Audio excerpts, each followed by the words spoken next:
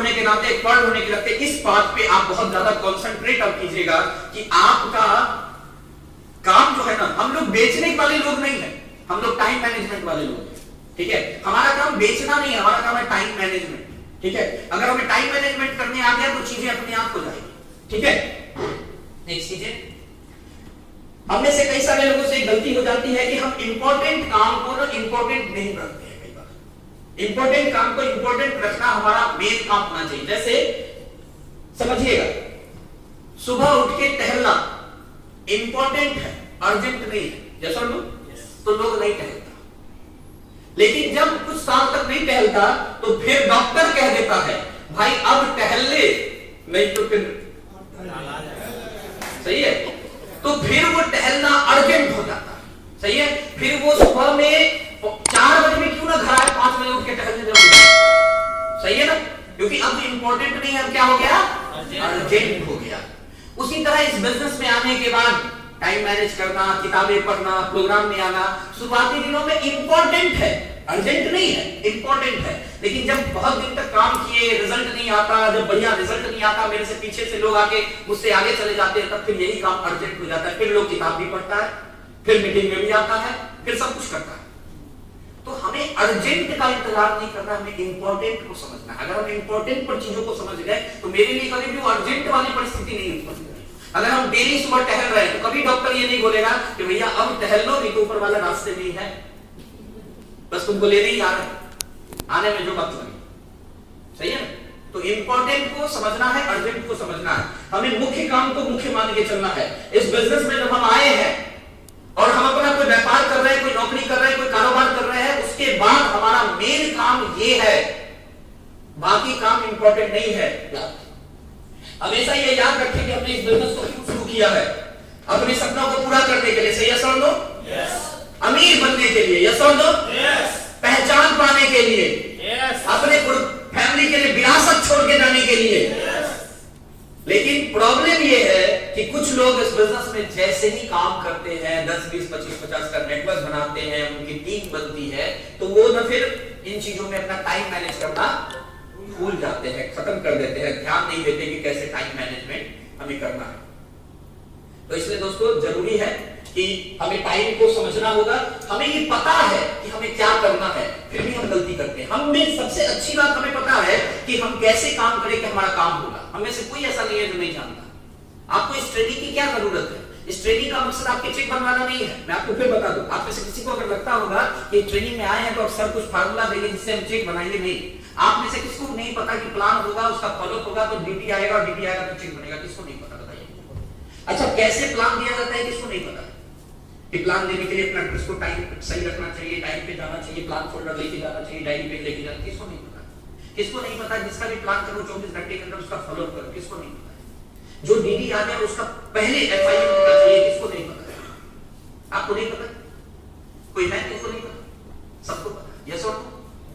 आपको मालूम है, आपको पता है कि इस सप्ताह अगर मुझे अपने अकाउंट पे 1000 रुपए का चेक देखना है, 2000 का देखना है, 3000 का देखना है, तो मुझे कितना चीज कितनी मात्रा में करना है कि मेरा चेक 2000 का या 3000 का या 4000 का बन जाएगा? किसको नहीं पता?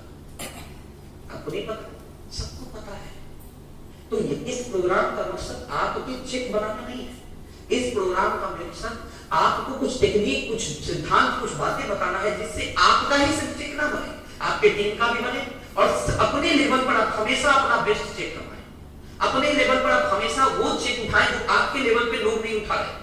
आपके लेवल पे आपका सबसे बड़ा चेक हो, ये इस बिजनेस का, इस प्रोग्राम का, आज के इस ट्रेनिंग का मकसद है।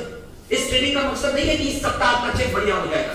तो अगर हमें बड़ा काम करना है ना दोस्तों, तो हमें ये मालूम है कि हमें क्या करना चाहिए बड़ा काम करने के लिए। नेक्स्ट कीजिए, आपको पता है कि क्या करने से आपको सफलता मिलेगी। नए लोगों से बात करने से पता है आपको, यस और नो? प्लान दिखाने से, यस और नो? ज्यादा सेल्स क्लोज करने से, यस और नो? अपलाइन से सीखना और अपने टीम को, लोगों को बताना कि कहते हैं ना कि अपलाइन से पूछो ये होगा कैसे, टीम को बताओ ये होगा ऐसे, और बीच में कमाओ पैसे, सही है ना? तो ये हमारा काम है, लोगों को प्रोग्राम में लाना, टीम के लिए प्रोग्राम ऑर्गेनाइज कराना, ग्रुप मीटिंग कराना, को ट्रेनिंग कराना। ये पता है हमको कि क्या करने की जरूरत ऐसा नहीं कि हमें जी यहां बताओगे आप तब हम जानेंगे। आप में से कोई है जो नहीं जानता है? सभी को मालूम है, यस और नो? लेकिन दिक्कत क्या है, दुविधा क्या है दोस्तों? इसके अलावा सारी चीजों में हमारा ध्यान जा रहा है। इसके अलावा, इसमें नहीं जा रहा, इसके अलावा बाकी सारी चीजों पे हमारा ध्यान जा रहा है। और दिक्कत क्या है दोस्तों? ये मुश्किल काम है। ये जो है ये थोड़ा सा मुश्किल, परेशान करने वाला, डिस्टर्ब करने वाला, मन को छोटा करने वाला काम है। इसके अलावा जो काम है ना, वो बढ़िया काम है, वो मन को लुभावने वाला काम है, वो इंटरेस्ट दिखाने वाला काम है। आप मुझे सच बताओ, एक आदमी को एक किताब दे दो, समझिएगा, एक किताब दे दो बढ़िया, नेटवर्क मार्केटिंग में करोड़पति बनने वाली किताब, और एक आदमी को ऑफर करो कि फिल्म चल रहे हैं, चलो फिल्म देख ले, कौन सा चूज करेगा? कितने लोग मानते हैं कि फिल्म वाला चूज करेगा? आपको पता है किताब वाला चूज 1% लोग करेंगे कि नहीं हम 3 घंटा किताब पढ़ना पसंद करेंगे, फिल्म नहीं आएगी। 1%, 99% मतलब चल फिल्म चलते हैं, सही है? तो इस बात को दोस्तों हमें समझना पड़ेगा। ट्रेनिंग में आना है और कहीं टूर में जाना है, 99% लोग टूर में जाना पसंद करेंगे, ट्रेनिंग में आना पसंद नहीं करेंगे। तो इस काम के अलावा जो काम है ना दोस्तों, वो बहुत ही लुभावना है, बहुत ही आसान लगता है, तो आप ना उस रास्ते पे चलते थे, उस रास्ते में चले जाते हो, आपका टाइम जो है वो खराब हो जाता है, ठीक है? तो जब भी आप उस रास्ते पे जाओगे जो मार्ग भटकाने वाला रास्ता है, जो मार्ग को खराब करने वाला रास्ता है, तो वहां पे आपको बहुत सारे दोस्त यार भी मिलेंगे मार्ग भटकाने वाले। आप बोलोगे कि यार मन नहीं कर रहा, तो आपको बोलेगा चलो दारू पी के आते हैं, ठीक है? अच्छा, एक नहीं बोलेगा कि अच्छा चलो मंदिर से चलते हैं, चलो भगवान के पास थोड़ी देर बैठना, थोड़ा मन शांत होगा, कोई नहीं बोलेगा, सही है? अभी तो बंद है, लेकिन जब खुला था तो पहला ऑफर यही देता था, ठीक है? तो इस बात को समझना होगा, उन लोगों की वजह से अपना रास्ता नहीं बदले दोस्तों जो खुद सही रास्ते पे नहीं चलते, ठीक है? उन लोगों की वजह से आप अपना रास्ता नहीं बदले। समय बर्बाद करने वाली गतिविधियां क्या क्या है? सोशल मीडिया पे, व्हाट्सएप पे व्यस्त रहना, बेमतलब 1-1 मिनट सोशल मीडिया पे बिता रहे हैं। कुछ काम सोशल मीडिया से होता है, कुछ काम व्हाट्सएप से बिजनेस बढ़ा करने के लिए होता है, लेकिन हम वहां पे कुछ मिनट के लिए जाते हैं और कुछ घंटे बीत जाते हैं, मानते हैं आप? हम बैठते हैं कि चलो 10 मिनट थोड़ा सा देख लेते हैं, लेकिन वो कब 2 घंटे में तब्दील हो जाता है पता ही नहीं चलता, यस और नो? दूसरा, समय बर्बाद करने वाली गतिविधियां को समझ लें। नेक्स्ट पीछे, बार बार शिकायत करने वालों के व्यर्थ मुद्दे जो है वो हम सुलझाते रहते हैं। बहुत ऐसे टीम में लोग होते हैं जो उनका एक ही राग है, एक ही गाना बज रहा है, एक ही टाइप से वो बातें कर रहे हैं, ठीक है? और हम उसी को सुलझाने में लगे हुए हैं। वो उसको कोई काम नहीं है, उसका बस एक काम है कि अपने को फोन लगा देगा और बोलेगा सर काम नहीं हो रहा, मन नहीं लग रहा, अब बैठ के उसको समझाते रहो, ठीक है? उसको मालूम है कि अपलाइन में समझाएगा जाएगा का?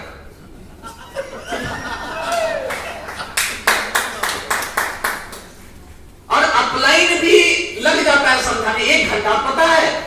अपलाइन अपने अपलाइन को बताता है सर फलना को 1.5 घंटा समझाने में थोड़ा लग गए, 1.5 घंटा समझाया है, ठीक है? क्योंकि वो समझना ही नहीं चाहता। इधर से बोलेगा नहीं नहीं अरे टाइगर साहब मत घबराओ मत, कुछ नहीं बढ़िया होगा, क्या बोले सर? उधर से वो ऐसा नहीं एक लाइन बोलेगा कि फिर ही 15 मिनट फिर समझाएगा 15 मिनट, फिर वो उधर से एक लाइन बोलेगा सर लेकिन आप बोलते हैं हमको तो नहीं लगता, फिर 15 मिनट।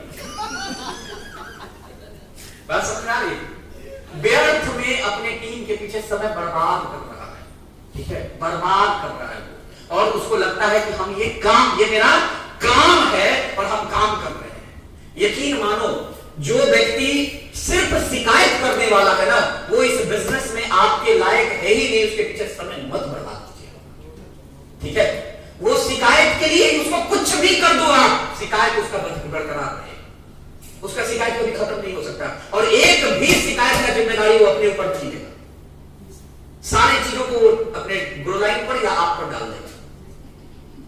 उन लोगों के पीछे भी हमने से कई लोग अपना जो है समय बर्बाद कर देते हैं, जबकि उसका शिकायत कभी खत्म हो ही नहीं सकता, ठीक है? तो उससे बचिए। दूसरों के लिए वो काम करते रहते हैं जो उन्हें खुद करने चाहिए, ठीक है? लोगों को भी थोड़ा सा पैरों पे खड़े होने का मौका दीजिए, क्लियर है? लेकिन वो अभी नहीं, वो थोड़ा सा और टाइम हो जाए, कुछ टीम बन जाए तब। नेक्स्ट कर दीजिए। एक बड़ा कमाल की बात है, अन्य कंपनी के बारे में बहस करते रहना। यह भी आजकल फैशन में है। ये सब आजकल फैशन में होता है ना, कुछ चीजें फैशन में होती है, वह आजकल फैशन में है। सर फलाना का क्या चल रहा है सर, तुमको क्या करना है भाई? कई लोग सिर्फ पता करेंगे, ठीक है, कई लोग सिर्फ पता कर रहे होते हैं कि उसका क्या हो रहा है, उसका क्या हो रहा है, उस कंपनी में क्या चल रहा है, उस कंपनी में क्या चल रहा है। ज्वाइन नहीं करना है उसको, पता करना है। अच्छा वो बोलेगा नहीं सर जुड़ेंगे थोड़ी, बस देखने गए थे। भाई एक बात बताता हूं, बड़े से बड़े धुरंधर लोग जब इस तरह से कंपनी को स्विच किया है ना, जब स्विच किया है, मैं आपको बताऊं एक चीज कॉमन थी उसमें। वो कंपनी छोड़ने से 4-5-6 महीने पहले से ही ऐसे लोगों के संपर्क में थे जो दूसरी कंपनी के थे। 4-5-6 महीने पहले से वो उन लोगों के संपर्क में आ गए थे जो दूसरी कंपनी के थे। पहले दिन उन्होंने नहीं छोड़ा है, उनके दिमाग में जाता रहा, जाता रहा, जाता रहा, जाता रहा, जाता रहा, जाता रहा, जाता रहा, और उनका फोकस काम पे अब है ही नहीं। समझो उनका फोकस कहां है? उनका फोकस कंपैरिजन करने पे है खाली। बात समझ में आ रही है? फल्ला ये बोला, कंपैरिजन, हाँ ये तो है। वो क्या कर रहा है? काम नहीं कर रहा पिछले 3 महीने से, 4 महीने से, 5 महीने से, 6 महीने से, वो कंपैरिजन कर रहा है। किसका? एक आदमी जो कह रहा है उससे अपनी कंपनी का। ये कभी खत्म नहीं हो सकता, कभी खत्म नहीं हो सकता। कुछ ना कुछ हर कंपनी में आपको 19 बिल दिख जाएगा, और 6 महीने से, 5 महीने से, 4 महीने से आप उसके संपर्क में रहोगे तो कहीं ना कहीं वो दिमाग को कंफ्यूज करके आपको इधर से उधर कर देगा। नुकसान किसका होगा पता है? सिर्फ आपका और आप पे भरोसा किए हुए हजारों लोगों का, ठीक है, उसका कुछ नहीं है। आपका और आप पे भरोसा किए हुए 10 लोग, 15 लोग, 20 लोग, 50 लोग, 100 लोग, 200 लोग, उसका। मैं आपको बताऊं, अभी कुछ लाइव बहुत सारे एग्जांपल है, मैं नहीं दूंगा यहां पर, बट मैं बता दूं कई ऐसे लोगों के बारे में मैं जानता हूं जिसने एक टीम बनाई, एक अच्छे पोजीशन पे पहुंचा।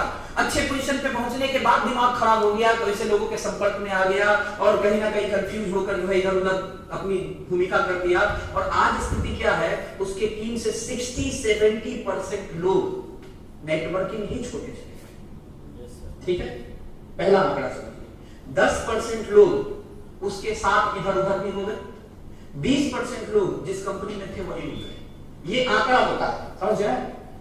60-70% लोग छोड़ ही देते हैं, ठीक है, 10% उसके साथ निकल लेते हैं जो उसके वफादार होते हैं, और 10-20% उससे रुष्ट होकर नहीं तुम्हारे साथ नहीं जाएगा, अपनी पुरानी वाली कंपनी में रुक जाएगा।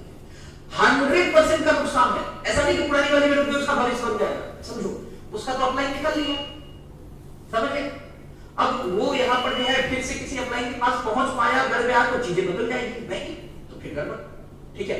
60% तो छोड़ ही दिया, और जो 10% उसके साथ गया उसका भी भविष्य अंधकार में। तो 100% लोग जो उसके साथ कभी उस पर भरोसा करके आए थे, उन सबका भविष्य लेट हुआ। अब इसका परिणाम क्या होता है नेटवर्किंग इंडस्ट्री के हिसाब से समझिए। अब वो आदमी जो 1 साल का सेव किया और उसके अपलाइन में उसका भट्टा बैठा दिया और अंत में वो छोड़ दिया बिजनेस, अब उसके पास नेटवर्किंग का प्लान लेके किसी कंपनी का कोई आदमी पहुंच जाए, जूता खोल के स्वागत करता है। पता है क्यों? क्योंकि उस बंदे ने ईमानदारी से अपना 1 साल 1.5 साल दिया था, भरोसा किया था कि 4 साल रुकेंगे और 2.5 मन बनेंगे, और उसका अप्लाई नहीं बुढ़िया बिस्तर बंद करा के भाग गया। उसका अप्लाई, गलती उस बेचारे की नहीं थी, पूरी ईमानदारी से काम कर रहा था, ठीक है, उसका अप्लाई बीच में जो है खिचड़ी में नमक डाल के चला गया, ठीक है। अब वो बेचारा अपने सपनों को टूट गया, वो अपने काम पे चला गया। अब वैसे ही लोगों से जब दोबारा कोई कंपनी वाला मिलता है ना, तो बोलता है सर जानते हैं आज बड़ा नेगेटिव आदमी से मिले सर, कुछ सुनने को ही तैयार नहीं था। भाई इसीलिए नहीं तैयार था कि आज से 3 साल पहले किसी तुम्हारे हमारे जैसे किसी घटिया इंसान ने उसका जीवन का 1.5-2 साल बर्बाद किया, ठीक है। इसीलिए आज वो सुनने को तुम्हारा उतना भी बढ़िया प्लान सुनने को तैयार नहीं है आज, क्योंकि ऐसे ही किसी ने और पहले भी समझाया था उसको, और उसका बीच रास्ते में जीवन बर्बाद करके चला गया, ठीक है।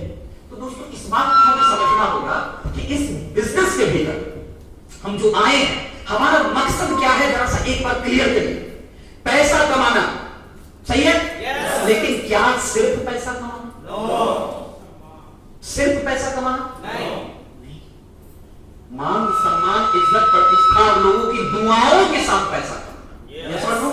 नेटवर्किंग हम करते इसलिए हैं क्योंकि हम यहां मान सम्मान इज्जत प्रतिष्ठा और लोगों की दुआओं के साथ पैसा कमा सके।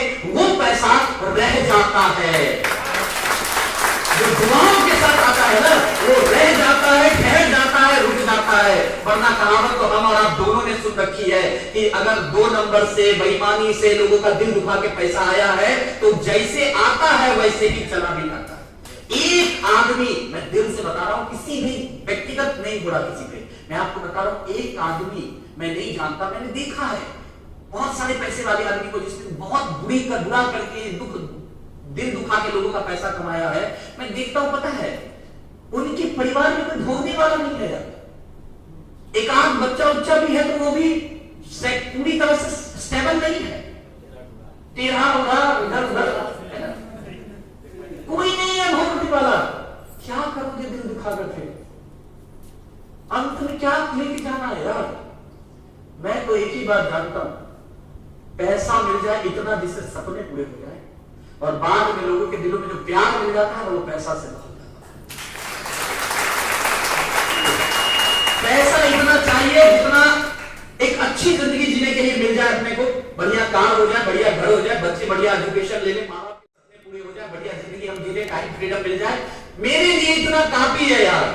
छाती पे लाद के तो लेके जाएंगे नहीं, ठीक है, ये काफी है। और इससे ज्यादा सिर्फ सब दे रही है, जितना चाहिए एक अच्छी जिंदगी के उससे ज्यादा सिर्फ तो दे रही है और आगे देगी। ये सुन लो, क्यों मैं लोगों की बददुआएं लूं, क्यों मैं लोगों का बुरा चाहूं, क्यों मैं खाली अपने फायदे की बात सोचूं। अगर अपने फायदे के लिए सोचना था तो नेटवर्किंग नहीं करना था। नेटवर्किंग का अस्तित्व ही दूसरों की मदद पे आधारित है,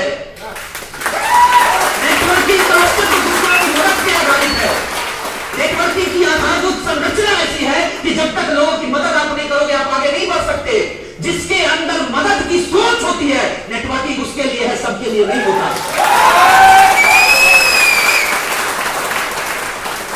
नेटवर्किंग एक बहुत ही पवित्र काम है यार, बहुत पवित्र काम है। इससे ज्यादा लोकतांत्रिक और सामाजिक काम दुनिया में नहीं है। इसको गंदा करना नहीं चाहिए। हम फालतू में कई सारे लोग जो है अपना टाइम बर्बाद करते हैं दूसरी कंपनी के बारे में पता करने में, दूसरी कंपनी का हिसाब किताब लगाने में, अन्य कंपनियों की बहस करते रहने में, तेरा अच्छा है नहीं, तेरा अच्छा है नहीं, मेरा अच्छा है नहीं, मेरा अच्छा नहीं। ये बहस कभी खत्म नहीं हो सकती। ये सुन लो, कभी कोई आखिरी अच्छा हो ही नहीं सकता। कोई कितना भी अच्छा है, 1 2 साल बाद उसका भी अच्छा आ जाए। फिर बात समझ रहे हैं? तो ये बहस कभी खत्म नहीं हो सकती। हमें समझना है नेटवर्किंग कहते किसको है, नेटवर्किंग का कॉन्सेप्ट क्या है, नेटवर्किंग की मेन जो जड़ है, नींव है, वो किस पे आधारित है। नेटवर्किंग का पूरा जड़ जो है ना वो हेल्पिंग एटीट्यूड पे आधारित है।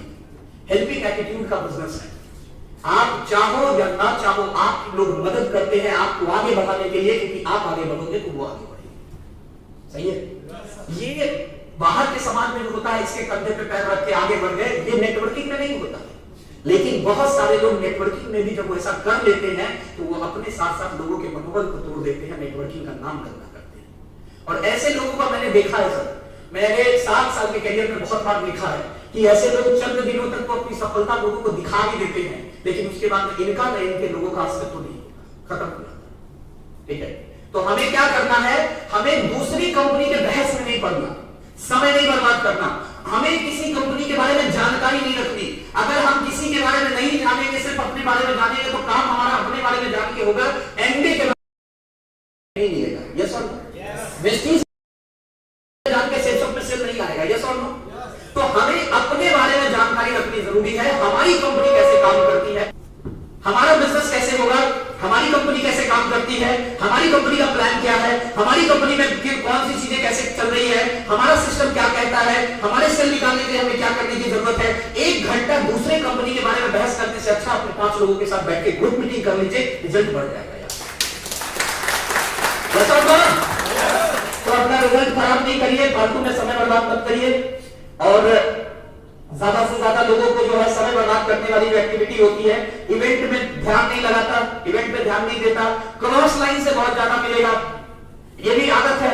मैं देखता हूं जोड़ी अपलाइन से नहीं बनाएगा, डाउन लाइन से नहीं बनाएगा, क्रॉस लाइन से जोड़ी बना रखा। अपलाइन से जोड़ी नहीं है उसका, क्रॉस लाइन से। क्यों पता? कभी आपने सोचा क्रॉस लाइन से इतना क्यों बन रहा है आपको? सीधा एक लाइन है, क्रॉस लाइन से निगेटिव बात करने में डर नहीं लगता है। क्यों? अगर खराब होगा तो उसका होगा, मेरा क्या जा रहा है? क्रॉस लाइन के साथ गलत संस्कारों की बात करने में डर नहीं लगता, गलत आदतों पे बात करने में डर नहीं लगता। क्यों? अगर वो जान ही जाएगा कि हम दारू पीते हैं तो हमको मेरा डाउन लाइन है जो उसको खराब होगा, ऐसा सोचते हैं। बात समझ गए? तो उसके साथ खुल जाते हैं। और वही जोड़ी अपलाइन से बनाना चाहिए नहीं बनाते, डाउनलाइन से बनाना चाहिए नहीं बनाते, क्रॉस लाइन से बना देते। ठीक है, तो ध्यान रखिए ये भी गलत है। उन्हीं लोगों को प्लान दिखाने में बिजी रहना जिसको पहले से 400 बार दिखा दिए। कई सारे लोग ये गलती भी करते हैं। बहुत ध्यान से समझिएगा, सिल्वर है आप, ये उठा बैठक जो कर रहे हैं ये बंद करिए और समझिए चीजों को। ठीक है, कि उन्हीं लोगों को प्लान दिखाने में बिजी रहते हैं जिसको 400 बार पहले दिखा दिया, ये उम्मीद पाल के बैठे रहते हैं कि ये जुड़ेगा जब तक नहीं तब तक इसके पीछे लगे रहेंगे। समय बर्बाद नहीं एक्सप्लोर करिए। हो सकता है वो जितना मेहनत करे उससे पहले में कोई और आए और धमाका करके चला जाए। ये सॉल्व हो तो समय बर्बाद करने वाला कोई काम ना करे। ऐसे मुद्दों में बिना मतलब व्यस्त रहना जिसका बिजनेस से कोई लेना देना नहीं है, कोई लेना देना नहीं है, बिजी है, व्यस्त है। सर अपनी कंपनी 8 लाख ही देती है सर, फलनवा सर 16 लाख देती है। तुमको 8 लाख पहले आया, पहले 8 लाख पर तो पहुंचो।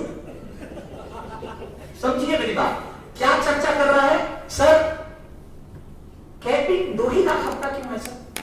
2 ही लाख भी तो तुम नहीं दे रहा अभी, पहले 2 लाख तो पहुंचा भाई, फिर पूछना कि 2 ही लाख क्यों आता है, 4 क्यों नहीं आता? यस और नो? बिना मतलब का उन चीजों में व्यस्त रहना जिससे कोई लेना देना नहीं है बिजनेस का। सर हमारी कंपनी जो है पटना में कोई ऑफिस क्यों नहीं खोल लेती सर? अच्छा खोल लेगी तो क्या करोगे तुम? अगर खोल ही गई तो क्या कर लोगे? तो बता दो, पूछिए उससे क्या करना क्या है। नहीं सर पटना में रहता करता सर पैकेज वैकेज का कोई प्रॉब्लम होता तो सीधा चले जाते, सीधा सॉर्ट आउट कर लेते।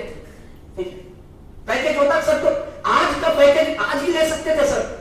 भाई आज का पैकेज आज भी ले लेंगे तो तुम्हारा सेल पूरे सप्ताह में कितना आया है? सर एक भी नहीं, तो पैकेज किसका लेता? किसका पैकेज लेता? सेल एक नहीं आया, लेकिन ये पूछ रहा है कि सर पटना में ऑफिस क्यों नहीं है सर?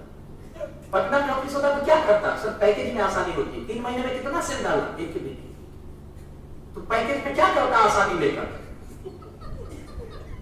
समझ रहे हो? सेल तो निकल रही है क्योंकि जिसपे पैकेज दिल्ली से आ रहे हैं ना वो भी सेल निकाल के पैसे कमा रहा है और तुम फालतू की चीजों में उलझोगे। यस और नो?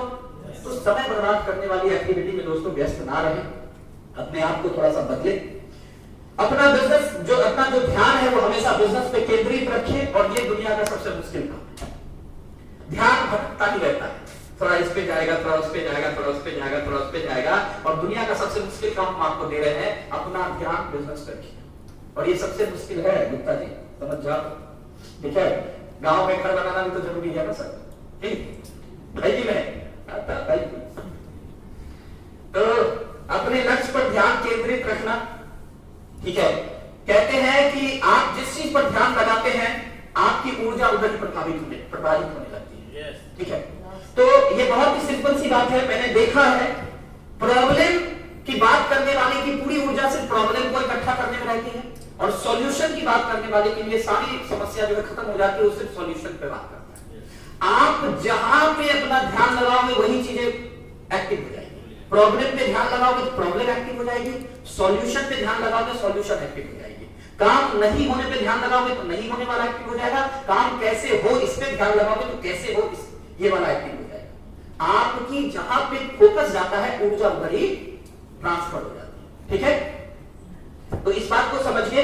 और अगर जब बात फोकस का ही है तो हमारा फोकस जो है हमेशा बिजनेस पे हो तो ज्यादा बेहतर है। यस और नो? सुस्त पड़ गए क्या आप लोग? सुस्त तो नहीं पड़े भाई। देखो क्या है,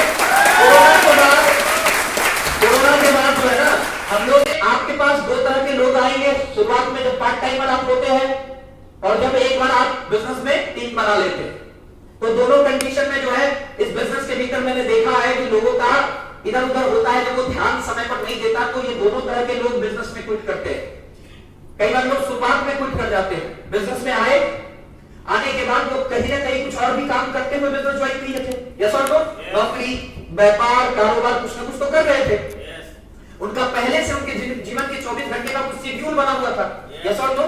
उन्होंने बिजनेस ज्वाइन कर लिया और बिजनेस ज्वाइन करने के बाद उनका शेड्यूल तो वैसा ही है। बच्चे को सुबह स्कूल पहुंचा ही रहे हैं, ऑफिस 9 बजे उठा ही रहे हैं, 7 बजे ऑफिस से रिटर्न हो रहे हैं, फिर सब्जी लाना है, फिर बच्चों को पढ़ाते भी सामने ट्यूशन टीचर नहीं रखा है, खुद ही पढ़ाते हैं, तो शेड्यूल तो वैसे ही है। अब उस शेड्यूल में ऐसी भी दिक्कत था और एक नया बिजनेस जोड़ गया उनको, और इस बिजनेस को समय देने के लिए उनके पास समय नहीं है। तो जब इस बिजनेस को समय नहीं दे रहे होते तो बिजनेस रिजल्ट नहीं देता, और जब ये बिजनेस रिजल्ट नहीं देता तो कुछ ही हफ्ते कुछ ही महीने में उनको लगता है नहीं, यह बिजनेस बढ़िया नहीं है, छोड़। तो इस बिजनेस में जुड़ना और छोड़ना दोनों सबसे आसान काम है। जुड़ने के लिए भी कोई इंटरव्यू नहीं देना पड़ता, कोई एग्जाम नहीं देना पड़ता, कोई बहुत बड़ा काम नहीं करना पड़ता, कोई एप्लीकेशन नहीं भरना पड़ता, कोई फॉर्म भरना नहीं पड़ता। और छोड़ने के लिए भी ना किसी को कोई रेजिग्नेशन देना पड़ता, ना कोई एप्लीकेशन देना पड़ता, ना कुछ देना पड़ता। जुड़ना और छोड़ना दोनों बिजनेस का सबसे आसान काम है। मुश्किल काम क्या है? टिके रहना। ये सबसे मुश्किल है, टिके रहना। जुड़ना भी आसान है और छोड़ना भी आसान है, सही है। तो इस बिजनेस में पार्ट टाइमर में बहुत सारे लोग छूट जाते हैं क्योंकि उनको टाइम मैनेजमेंट नहीं आता। उनकी जिंदगी का अपना एक शेड्यूल होता है और उस शेड्यूल में वो बिजी होते हैं और उसमें सेफ शॉप मिल जाता है, उनके समझ में नहीं आता कि हम कहां से टाइम निकाले और वो बिजनेस में क्विट कर जाते हैं। और दूसरे तरह के लोग होते हैं जिनका कुछ टीम बन जाता है, कई बार वो लोग भी क्विट करते हैं बिजनेस में टाइम मैनेजमेंट की कमी की वजह से, क्योंकि उनका टीम बन गया और टीम बनने के बाद भी उनको ये मालूम नहीं है कि कैसे काम करना है। टीम उनका बन गया, उनके नीचे प्लान खुद में खुद कुछ लोग कर रहे हैं, फॉलो खुद ब खुद कर रहे हैं, तो इनके पास समय बच जाता है। यस और नो? समझो मेरी बात। अब इनके नीचे 4 प्लानर हो गए हैं, 4-5 फॉलो करने वाले भी हो गए, तो इनका समय बच जाता है। तो ये अपना समय क्या करेंगे? तो ये पता लगाते हैं फला कौन सा प्रोजेक्ट चल रहा है, फला कंपनी वाले का क्या हो रहा है, फला कंपनी वाले को फोन करके बोलेंगे अच्छा क्या क्या है आप जरा बताना, क्योंकि ये खाली है ना, तो खाली है तो ये दिमाग कहीं ना कहीं दौड़ाते हैं। और ऐसे में भी ऐसे लोग भी क्विट करते हैं टाइम मैनेजमेंट नहीं आने की वजह से। ठीक है, तो 2 परिस्थितियां बनती है इस बिजनेस के भीतर जब लोग आपके बिजनेस को क्विट करके जाएंगे। घबराने की जरूरत नहीं है, चिंता करने की जरूरत नहीं है, क्योंकि बिजनेस में 1% लोग जाते हैं, 100% लोग जुड़ने के लिए इंतजार कर रहे होते हैं। ठीक है, हमें बस क्या करना है, अपना टाइम मैनेज करने आना चाहिए। नेटवर्क में लोगों की कमी कभी नहीं होगी अगर टाइम मैनेज करने आ गया हमें। लोगों की कमी उसी को होती है जिसको टाइम मैनेज करने नहीं आता। तो अपना टाइम मैनेज करने का कुछ तरीका है। टाइम बर्बाद करने का तरीका हमने देख लिया, मैनेज करने का तरीका देख लेते हैं। सबसे पहला, सोशल मीडिया पे अपना समय जो आप बिताते हैं, कोशिश करिए कि उसका एक टाइम डिसाइड कर लीजिए कि मैं 1 ही घंटा डेली बिताऊंगा, डेली घंटा डेली बिताऊंगा। मैं एक आदमी को जानता हूं, वो फोन और मैसेज दूर रखता है, अपने मोबाइल को ही अपने से दूर रखता है। आज के जमाने में, आज के 2021 के इस जमाने में जो आदमी बाथरूम में भी मोबाइल लेकर जाता है, ठीक है, और बस नहीं चलता है उसका, नहीं तो बाथरूम का टिकटॉक बना डाले सारा सब, ठीक है। लेकिन वैसे दौर में मैं ऐसे आदमी को जानता हूं, कई सारे 2, 4, 5, 10 लोगों को मैं ऐसे जानता हूं, लेडी जेंट दोनों, जिनका मोबाइल कहां है उनको ही नहीं पता। कोई मैसेज का रिप्लाई कब देंगे पता नहीं, क्योंकि वो 2 दिन बाद देखेंगे कि 4 दिन बाद मालूम नहीं। आज के डेट में, क्योंकि आज तो आदमी इतना बिजी है कि 1 टन नहीं होता है कि खोल के देखता है किसका आया, पता चलता है कंपनी भेजा था, क्योंकि इसको कोई नहीं भेजता है कंपनी के अलावा। जिसको कंपनी के अलावा किसी का फोन नहीं आता, वो भी हर 15 मिनट पे फोन देखता है किसी का आया तो। ठीक है, वैसे दौर में एक ऐसे आदमी को हम जानते हैं, तो मुझे बड़ा आश्चर्य हुआ। मैंने उनसे पूछा कि यार ये मतलब मोबाइल वगैरह से आपको एलर्जी है क्या? बोला नहीं, कोई एलर्जी नहीं है। तो बोले फिर आप रखते क्यों नहीं है सही से इसको? बोला देखो जी, मोबाइल मेरे सुविधा के लिए है कि दूसरे के सुविधा के लिए? सो बताओ, मोबाइल किसके सुविधा के लिए? मेरे सुविधा के लिए।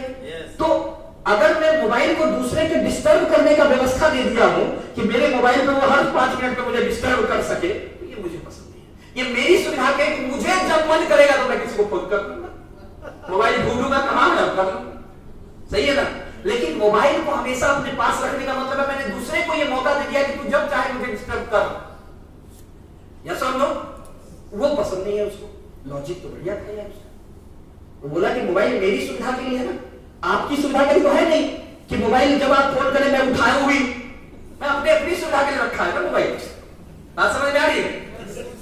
आप समझ पाए मैं क्या बोला? यस। तो मोबाइल हमारी सुविधा के लिए है, यस और नो? यस। उसकी सुविधा के लिए नहीं है जो जिसकी वजह से हम डिस्टर्ब हो रहे हैं। TikTok, YouTube, Insta, Insta reel, बात समझ रहे हैं? वो अपना वीडियो बना के छोड़ गया, हम पागल उसको देख देख के परेशान हैं, ठीक है?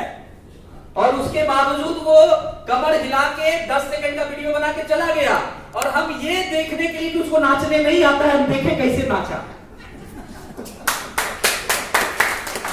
हमसे बड़ा पागल कोई होगा तो ये जो है ना बंद करें, सोशल मीडिया पे अपना टाइम जो है निश्चित करें, क्या करना है नहीं करना है। अपना कैलेंडर 30 दिन का अपना कैलेंडर हमेशा बुक करके रखे बिजनेस प्रेजेंटेशन को दिखाने के लिए। क्लियर है? उन लोगों से दूर रहे जो समय बर्बाद करते हैं। अपने बिजनेस को गति देने के लिए इतना काम तैयार रखें कि एक बार में 2 लोग फोन करेंगे, सर हमको भी चाहिए, हमको भी चाहिए। तभी आपका बिजनेस डेवलप करेगा, तभी आपका बिजनेस बहुत बड़ा होगा। पूरे दिन में आपके 2 मेन काम हैं, ज्यादा से ज्यादा कॉल करना और ज्यादा से ज्यादा प्रेजेंटेशन दिखाना। ये हमारा मेन काम है, इसमें हमारा समय जाना चाहिए। हमारी परिस्थिति क्या है, हमारी दुविधा क्या है दोस्तों, कि हम जिंदगी में बड़े बड़े निर्णय लेने में अच्छे होते हैं, पर हम में से अधिकांश लोग हर दिन सामने आने वाली मामूली सी दिखने वाली जो चीजें होती हैं, स्थितियां होती है, उसमें सही निर्णय नहीं ले पाते।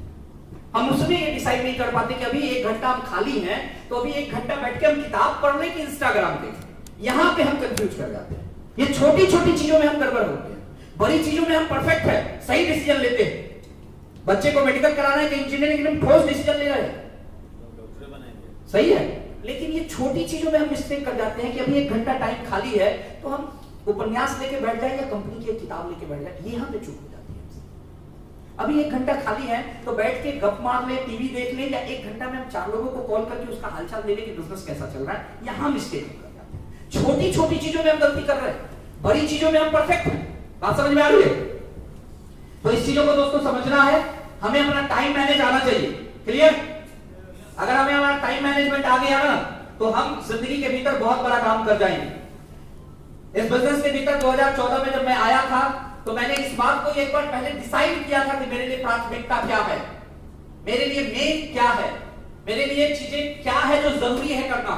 और मैंने फिर अपना दिन जो है ना उस हिसाब से तय किया। मैंने कहीं पढ़ा था कि बाकी लोग महीने का और सप्ताह का प्लानिंग करते हैं, विजेता रोज का प्लानिंग करता है। ठीक है, तो नेक्स्ट करिए। मेरी प्लानिंग होती थी, मुझे मालूम होता था कि बिजनेस जो है last Monday, Tuesday, Thursday, Wednesday इसमें ज्यादा सेल जाएगा। संडे क्लोजिंग हुआ, संडे सेमिनार हुआ, तो संडे के बाद मंडे, ट्यूसडे, वेडनेसडे ज्यादा काम होगा।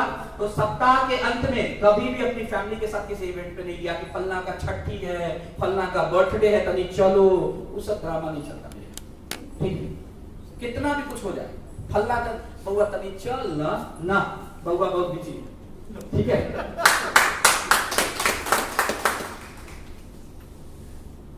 कभी भी सप्ताह के अंत में किसी भी सामाजिक समारोह में नहीं गए, खासकर मंडे, ट्यूसडे, वेडनेसडे कभी नहीं।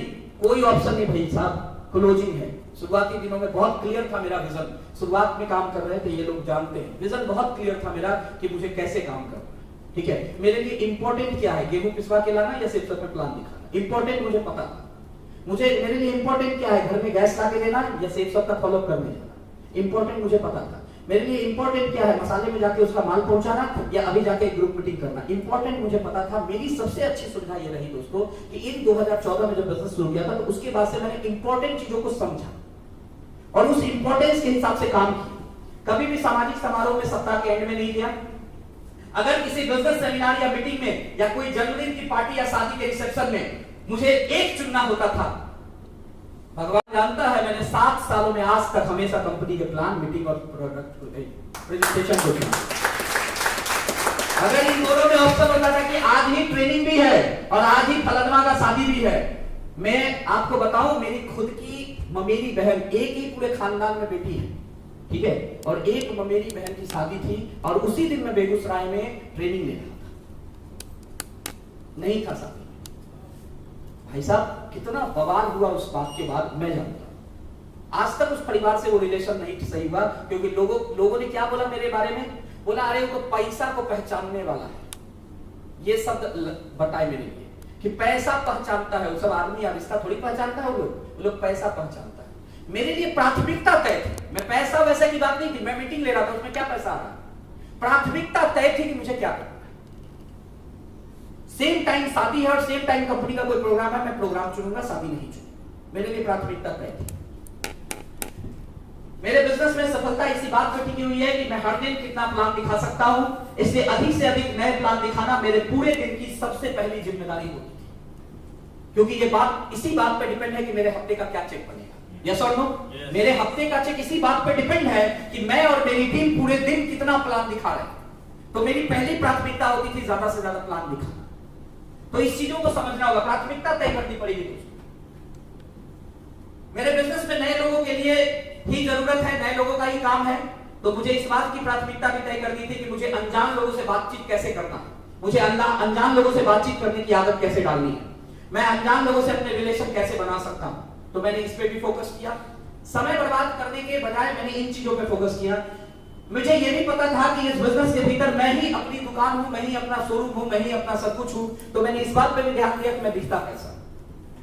मेरे पास पैसे आए थे, मेरे आज भी मैंने डायमंड सिप के स्टेज पर बोला था कि मेरी माँ को जब मैंने बोला कि मैं कार खरीदूंगा, तो मेरी माँ ने मुझे एक ही लाइन बोला था कि बेटा रहने के लिए तुम्हारे पास दूर थोड़ी जमीन नहीं है, पहले एक जमीन न खरीद लो, दुनिया क्या करेगा। Yes sir. ठीक है, माँ के सामने बोला था ये बात। और मेरी मम्मी बैठी हुई थी वहीं पर और उनके सामने मैंने बताया हकीकत क्या थी। और मैंने बोला नहीं, अगर मेरे पास 2-4 लाख रुपया है तो मैं उसका दो धूर जमीन नहीं खरीदूंगा, मैं कार खरीदूंगा।